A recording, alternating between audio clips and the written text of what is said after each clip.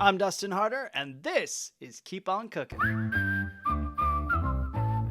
Hello and welcome to Keep On Cooking, the only podcast dedicated to plant-based cookbooks. I'm your host, Dustin Harder, and here I am, baby! We are on the final 3 of our series here with the Terry Hope, Romero, and Chandra Moskowitz books. We started a few weeks ago with Vegan Cupcakes Take Over the World. We followed that up with Vegan Cookies Invade Your Cookie Jar. And now we have Vegan Pie in the Sky. And I'll remind you all, this is such a beautiful little series of books. I think the books are like 6" by 6" or 8" by 8". They're cute little square books and chock full of everything you need for your vegan baking dreams. So they're great for someone just thinking about doing it, someone in your life maybe who enjoys vegan baking or baking in general, and you want them to make you some baked goods. Say, hey, here's this book on pie. Make me some goodies. Hey. I got a gift. I think I got Vegan Cookies Invade Your Cookie Jar from my friend MK Flint many years ago. And then I realized there were the 2 other variations to go with it for the pie and the cupcakes. And I got into it. I love these books start to finish. And of course, they're coming from 2 best-selling vegan authors that you can trust. So this is Vegan Pie in the Sky, 75 out-of-this-world recipes for pies, tarts, cobblers, and more. This came out in 2011. Holidays? Check. Birthdays? Check. Tuesdays? Check. Our research says life is 100% better any day pie is involved. I think that's true. Listen, there's nothing like a rich, gooey slice of apple pie straight from the oven, baked in a perfectly flaky crust and topped with cinnamon sugar. And now it can be yours, along with dozens more mouth-watering varieties, vegan at last and better than ever. Vegan Pie in the Sky is the 3rd and final in this square, tiny little book series they created. It's from Chandra Moskowitz and Terry Hope Romero's Baking Revolution. Come on, Baking Revolution. It really was back at that time, you guys. Come on, the mid-2000s with these books. That's great.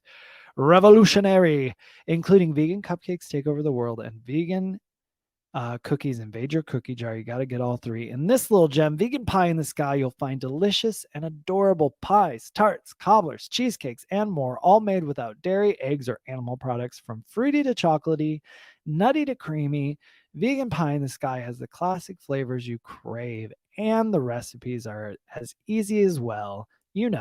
Pie. Pie, easy as pie. Serve some up. Maple Kiss Blueberry Pie. She's My Cherry Pie. I love that title. I love it so much. Chocolate peanut butter tartlets. Salted pecan caramel pie and pumpkin cheesecake. You know you want it. I know I do too. Learn how to rock and roll the perfect pastry crust, whether it's butter, graham cracker, chocolate cookie, or gluten-free almond. Luscious toppings transform your pie into a showstopper. And you'll even find handheld treats to make getting your recommended daily allowance of pie even more convenient. With color photos and Isa and Terry's irreverent commentary throughout, Vegan Pie in the Sky is the modern baker's Bible for pie that's out of this world. So let's dive right in, shall we? Of course, we have praise for these 2 all throughout the front of the book there. I love that. Okay. How to create the universe or bake a pie from scratch. So we've got essential pie ingredients, pie making equipment, how to spy a pie. I don't know what that is. Roll with it, making great homemade pie crust. Let's see what that means. How to spy a pie. Oh, different types of pies. So let's get into this. Let's check this out. I was like, what does that mean? A pie's a pie. No, we've got a Betty, which is a casserole almost always made with apples or pears, layered with buttery breadcrumbs. What? A buckle, which is similar to a cobbler, but more like a cake. Here, the fruit is piled on top of the batter. As the cake batter bakes, it rises and buckles around the fruit. I love that.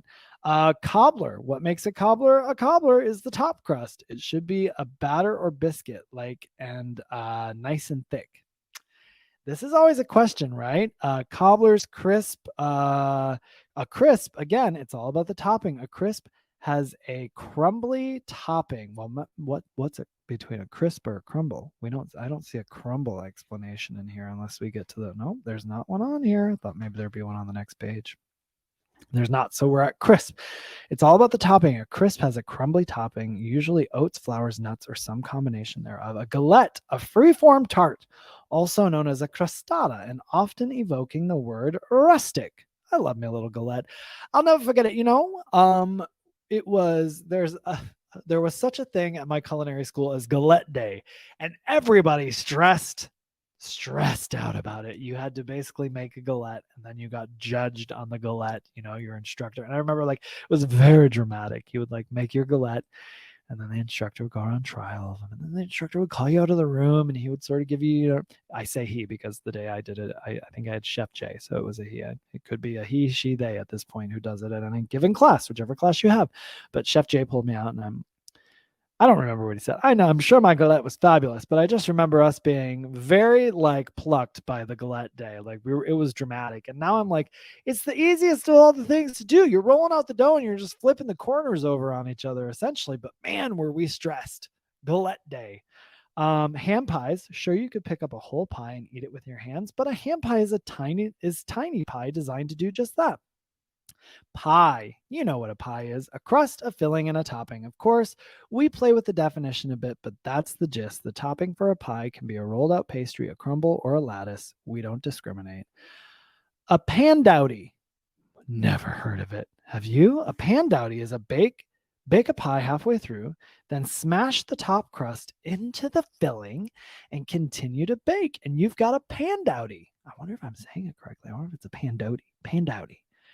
Why do this? Surely it started as a mistake somewhere, but the gooey results are delicious. That sounds awesome, actually. Yum. Tart. Loosely defined, it's a pie with no top, but it's also generally a thinner, sleeker affair pressed into a wide, shallow tart pan. Tarts are a real nice thing. Little mini tartlets and stuff I think people get really impressed by those dinner parties and whatnot. So I think tarts are real cute. I've been meaning to. I don't own any tart pans. I think I've often thought about it and had them maybe in my cart to purchase. And for some reason I don't go through that. I think my thought is always well, I'm gonna only use these for this one recipe I'm making, when ultimately I want some little tarts in my life, so I need to invest. Anyways, let's get into the recipes, honey. First chapter is pie crust. We've got a buttery double crust. There's also a vodka dough, olive oil double crust, puffy pie dough, single and leaven-it pastry crust, shortbread tart shell, chocolate shortbread tart shell, graham cracker crust. We all know I love a graham cracker crust, chocolate, or maybe you don't know. I just know the last book with the cookies, Invade Your Cookie Jar, there was a graham cracker you could make from scratch, and I was real into that, so I have told you about that. So anyways, we've got a graham cracker crust. There's variations here. You got chocolate, lemon, vanilla, and cookie crumb crust, ginger snap crust, chocolate olive oil shortbread crust, buckwheat double crust, and press-in almond crust. I'm curious about this vodka dough. What are we getting into here? I bet the vodka serves as an ingredient that makes something functional in a way. Let's see here. It's not giving me because I looked at the wrong one. Thank you for your patience as I flip through these pages. I always try and keep it rolling along here, but okay, so the variation.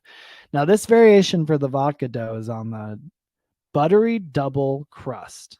So on the buttery double crust, there's also a variation for vodka dough. Say you want to be part of the vodka pie crust revolution. Start by sprinkling 4 tablespoons of inexpensive vodka over the floured mixture.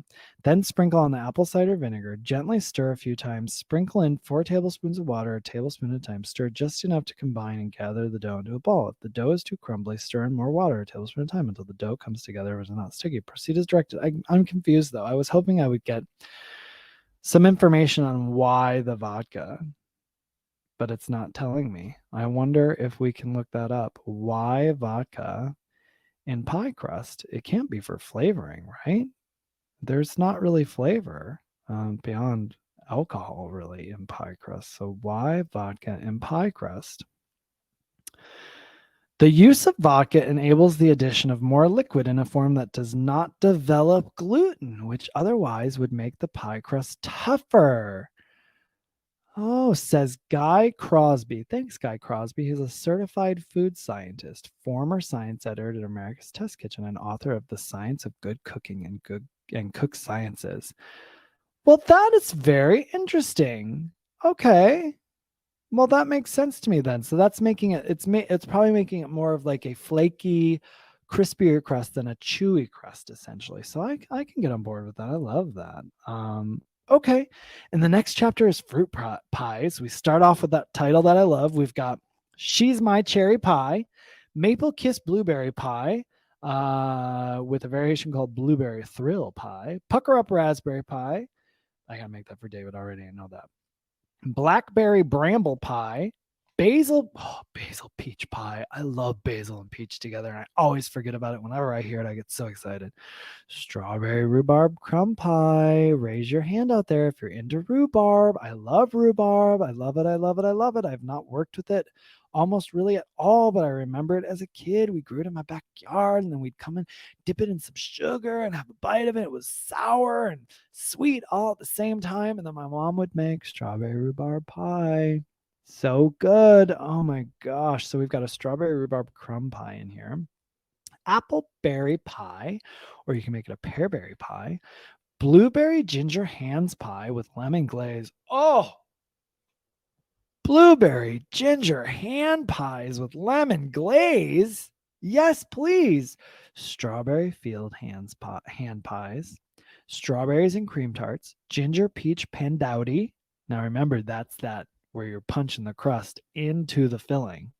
You also have a plummy pandowdy. I've got to be saying this word wrong because it's making me giggle as I'm saying it. Blueberry lemon corn biscuit cobbler. What the fudge? Very berry chocolate chip cobbler and summer fruit buckle cake. I love that. Just put all that fruit around that batter, and that batter is going to buckle around that fruit. Yum, yum, yum, yum, yum. Okay. I love that there's ham pies in this book because I feel that is I just think we should all get into it. Ham pies, just give me a sweet or a savory ham pie, but a sweet one. Oh, I'm into it so hard. Okay. Blueberry lemon corn biscuit cobbler. I am intrigued. I want it. I want it yesterday. I know my husband would like it as well. All right. So they say, oh, and the pictures. Oh, this picture's for the very berry chocolate chip cobbler, but gosh, that cobbler looks. You know, I've not gotten myself into the world of cobbler making, and I attempted one a few weeks ago, and it was kind of terrible. Um, but because I was kind of going off my own recipe, I should have made someone else's recipe first. I was like, I think I know what a cobbler is, and I made it, and I was like, I don't care for this too much, so I got to figure that out. Maybe a perfect place to start is this blueberry lemon corn biscuit cobbler. Are y'all feeling this the way I am? They say lemony corn biscuits float blissfully in a sea of lemon-kissed blueberry goodness. Great made with frozen blueberries for a burst of summer cobbler flavor during that first snowfall. Oh, I love it. So blueberries with basically lemon zest and lemon juice, and then a biscuit topping on top of it with cornmeal. So that's where the corn comes in. I was thinking it was going to be actual corn, which I wasn't mad about. It sounded very good to me, but I'm also game for this. All right. Ginger peach pandowdy. There was one that I saw that I really wanted to check out. Oh, it's the blueberry. Gosh, I'm really gravitating. Oh, getting excited. The strawberry rhubarb crumble pie. So I'm going to guess that's a crumble on top, but I'm curious. Let's see what we can find out here. It says strawberry rhubarb crumb pie. Whoever first thought that these two complete opposites would make a great pair should be given the biggest blue ribbon there is. Tart rhubarb and sweet rhubarberries. Sweet strawberries, not rhubarberries, but I do like that rhubarberry pie. Look at that. Rhubarberry pie. That's going to be my creation. It's mine. Who can argue with that? A cinnamon crumb topping seals the deal.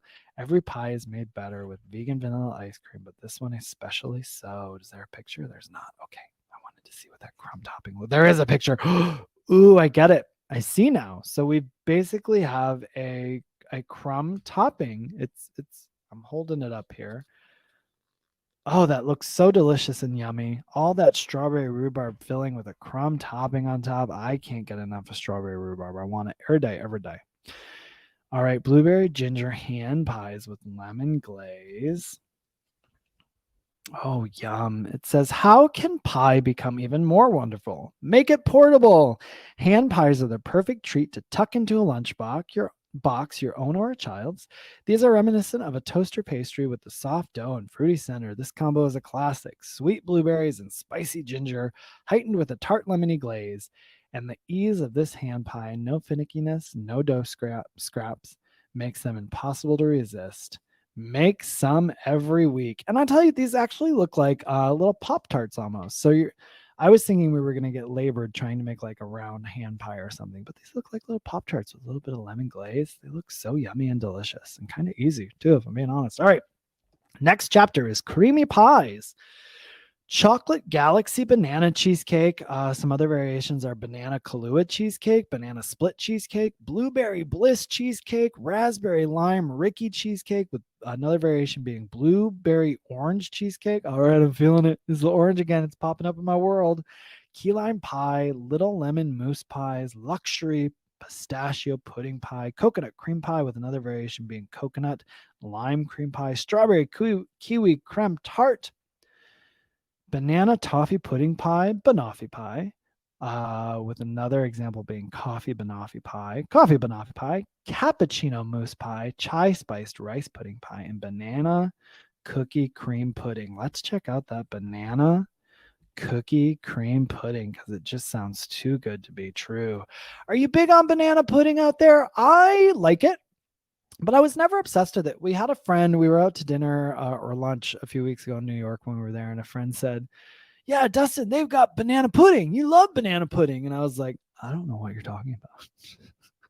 He was like, you love it. I was like, I think you're talking about another Dustin because I don't have any particular fondness for banana pudding. I like it, but I'm not like obsessed with it. But I think some people love banana pudding. So let's see what this banana cookie cream pudding is. It says bananas, vanilla cream pudding, and vanilla cookie wafers have crept their way into the memories of countless dessert fans and into the pages of our pie book.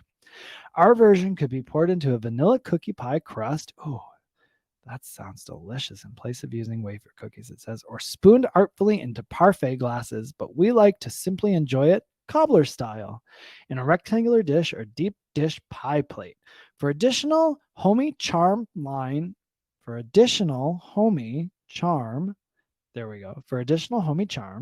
line the edges of the dish with cookies resetting on their edge to form a crust. For best results, use larger round cookies and avoid using very small cookies that might float up into the pudding. Oh, so it's just pudding and banana and cookies. It's so good. It sounds so comforting and delicious and creamy and decadent too. All those things. And it sounds kind of easy to make too. Now we've got harvest pies. So Cosmo's apple pie. I love harvest pies. I love there's a category like this because I think Paul's pies really do fall in sort of an autumn category for me. Like I'm thinking about apple pie. I'm thinking about pumpkin pie. I'm thinking about things like Thanksgiving and Christmas. You're making pies for, right? So though I do love spring pies when you think about lemon and strawberry and rhubarb. So I guess there's a pie for every season, but we've got a section in here dedicated to harvest pies. And that's Cosmo apple pie, apple cream raisin pie, apple brown Betty, French toast apple cobbler, apple crisp, figgy apple hand pies. Oh my gosh, figs and apple on a hand pie.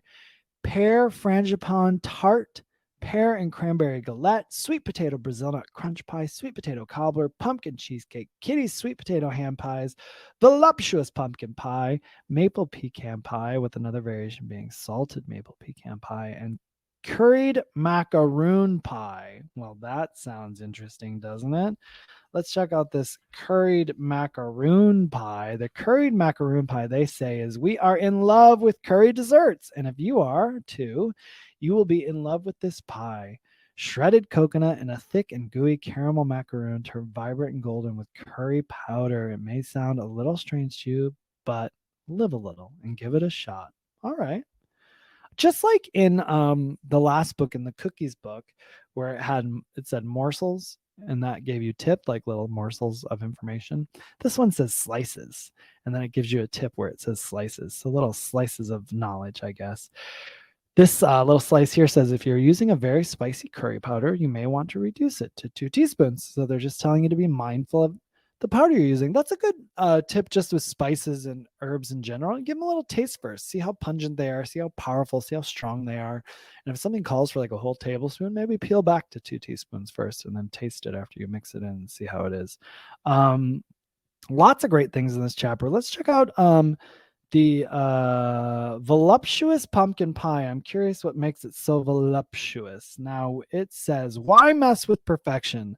Myra Kornfeld invented the perfect vegan pumpkin pie recipe in her 2000 cookbook, The Voluptuous Vegan, and it's been our go-to ever since. We're proud to present a slightly modified version of her recipe that tastes great, made either with freshly roasted fall pumpkin or canned pumpkin. It's custardy, spicy, not too sweet, and everything you want in a fork full of pumpkin pie. So there we have it. That's why it's called that. They, Myra Kornfeld, basically let them have way with her recipe from the Voluptuous Vegan cookbook, 2000 cookbook. Oh, 2000, a vegan cookbook in 2000. I just can't even imagine talking a publisher into that. It had to be so hard to be like, look, I want to do this book. It's vegan. Oh, and them just being like, well, what's vegan? What's that? Oh, and just trying to push it to a publisher. So way to go, Myra. I bet this pumpkin pie is amazing. It looks delicious. It's your standard pumpkin pie. Like they said, why mess with perfection? Why break something if it ain't broken? So this is an ode to the Voluptuous Vegan Cookbook with the voluptuous pumpkin pie. I love that. Thanks for paying homage there.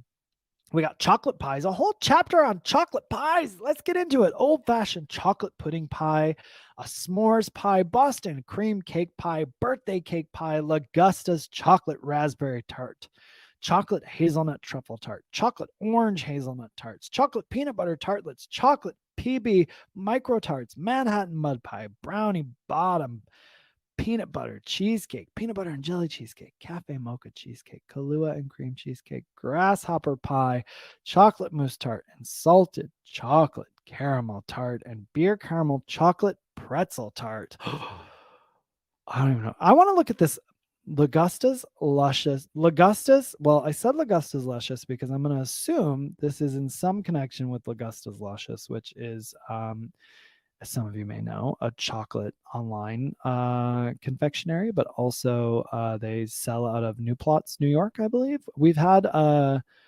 what's her name? Trisha Lagusta. Is that her last name? I always want to say Trisha Yearwood when I think of it. Well, because I also just want to call her Lagusta Luscious. Let me look it up here and see. But I'm guessing this is a mix, some sort of combination with Lagusta. Gosh, I'm not finding the name here. You guys are shouting it at me. I've had her on the podcast. Lagusta Yearwood. That's why I want to say. That's why I want to say Trisha Yearwood. Lagusta Yearwood. There we go. So that is, of course, who stands behind Lagusta's Luscious. But let's look at these Lagusta's chocolate raspberry tarts at 171. Also, why wouldn't I want to say Trisha or whatever? She's amazing and wonderful and an American treasure. Lagusta's chocolate raspberry tart. Raspberry and chocolate lovers unite. This is basically a truffle made into a tart, studded with delicious fruity raspberries. It's so insanely rich that the tiniest sliver is really all you need, making it the perfect choice for a large party because you can have one tart and give you 16 or more slices. The recipe comes from our favorite chocolatier, Lagusta of Lagusta's Luscious. You can order her chocolates online at lagustasluscious.com or check out her 100% vegan chocolate shop in Poughkeepsie, New York. So Poughkeepsie, though I think it's New Plots now. Is that the same place? I'll also say you can also go to Confectionery now in Manhattan on the Lower East Side and get all of Lagusta's Luscious yummies there.